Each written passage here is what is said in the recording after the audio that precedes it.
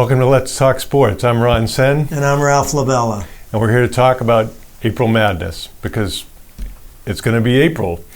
And both sides, men and women, have some intriguing games.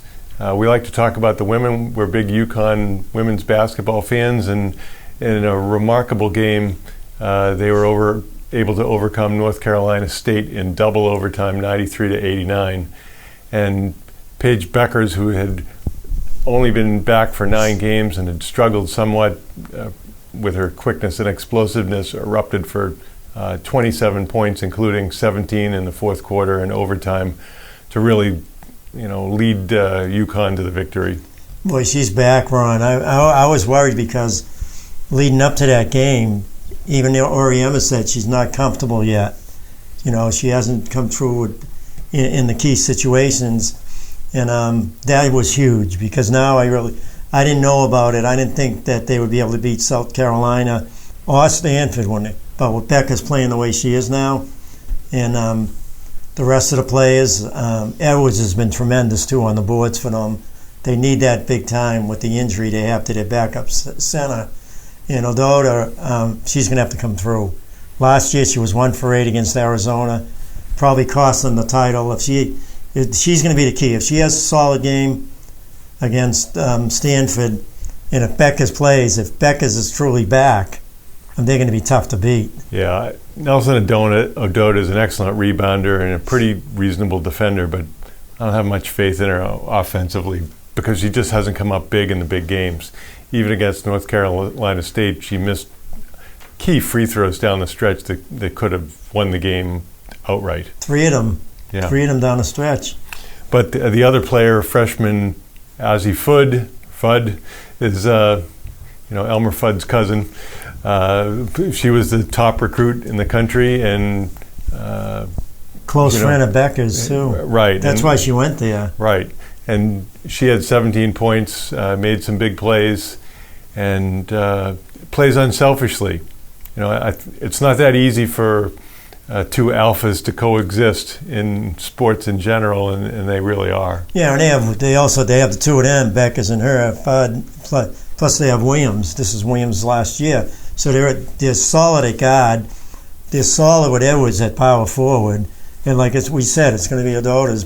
She's going to be the key. And then they have a good bench.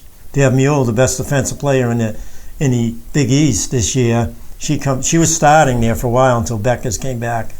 And she's really good defensively. They have Westbrook is good coming off the bench. Westbrook's a very athletic player. And they have another freshman from around here. From Milton. She's had a really good year, but he doesn't play that much. He's funny with some players. She'd probably be starting on most teams in the country. Oh, I totally agree. But I'm really looking forward to that game. I'm looking forward to Louisville, against South Carolina. South Carolina's picked to win it.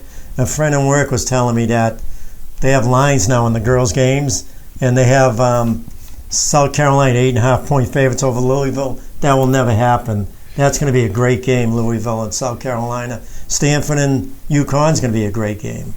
There's an excellent series on Netflix called The Playbook, where Netflix has interviews with a number of coaches, including Dawn Staley of South Carolina.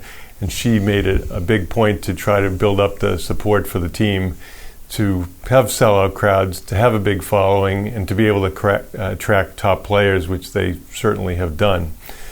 Staley's one of the top coaches around, and they're never going to be an easy out anymore. They lose in Boston after this year. Is she a senior? I don't know that. If they're losing there, they got a girl who won the dunk contest coming out of high school. They were showing the films. UConn has 2 players that were on that team. And so UConn's going to be solid next year. They have 2 6'3", one 6'3", one 6'2", and they run the court. They're great athletes. And South Carolina has this girl who won the dunk contest. And on the men's side, Kansas, whom I can't stand, with Bill Self, whom I can't stand, could win it. I mean, they're very good. And North Carolina was able to dispatch St. Peter's pretty easily. I have a online relationship with Butch Lee, who was Player of the Year in college basketball for Marquette years ago. He's in Puerto Rico, and his son played for St. Peter's, and he's got a younger son, Brandon, who's even better, he says.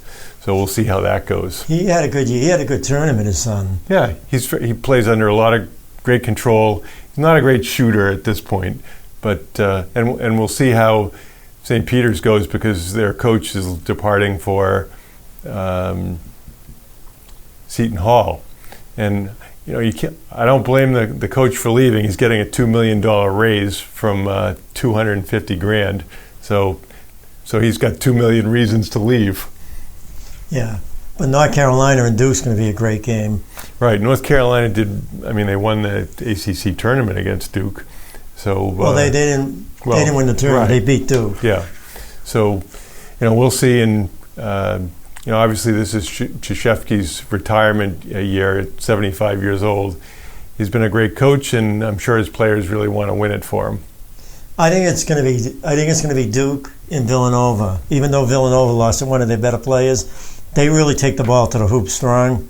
Every one of those players they're not as big, but they're quick and they go to the hoop well, and I think they're going to cause problems for Kansas, and I think Duke's going to end up winning the whole thing. Yeah, Villanova has amazing fundamentals. They use these drives with jump stops into the lane and then pivot, and they can either pass to the perimeter for threes or take short shots in the lane off the pivoting. It's really remarkable. There's lots of YouTube video out there showing the technique that they use, and they're just a fantastic team with Coach Jay Wright.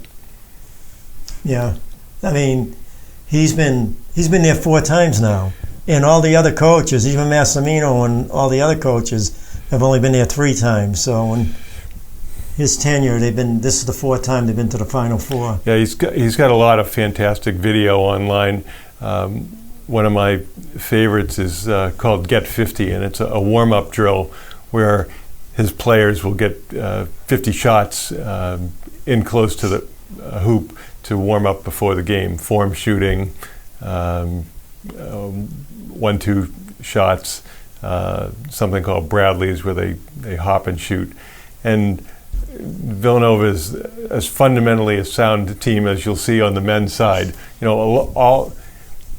lot of the coaches on the internet boards, I'm in a group with 3,500 coaches, were remarking about how great the UConn North Carolina State game was, and people did not feel badly at all that it was being played below the rim. Hey, that's the best basketball. Well, you know how we feel about women's basketball and girls basketball. I much rather watch them play. I'm excited about the women's tournament more than the men's. I hope Duke wins. I like to see Duke win it, but I'm excited to see even Louisville and South Carolina, who I'm not a big fan of because I'm a big UConn fan.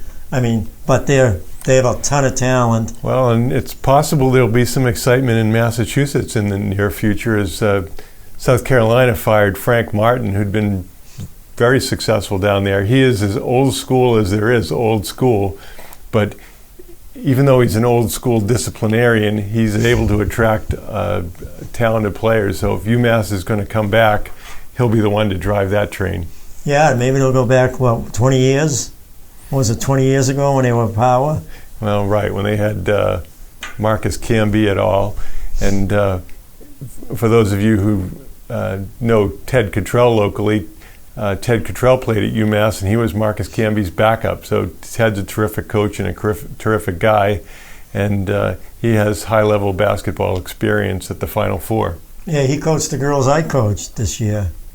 Yeah, the JV team. He's a great guy, and he's a terrific coach.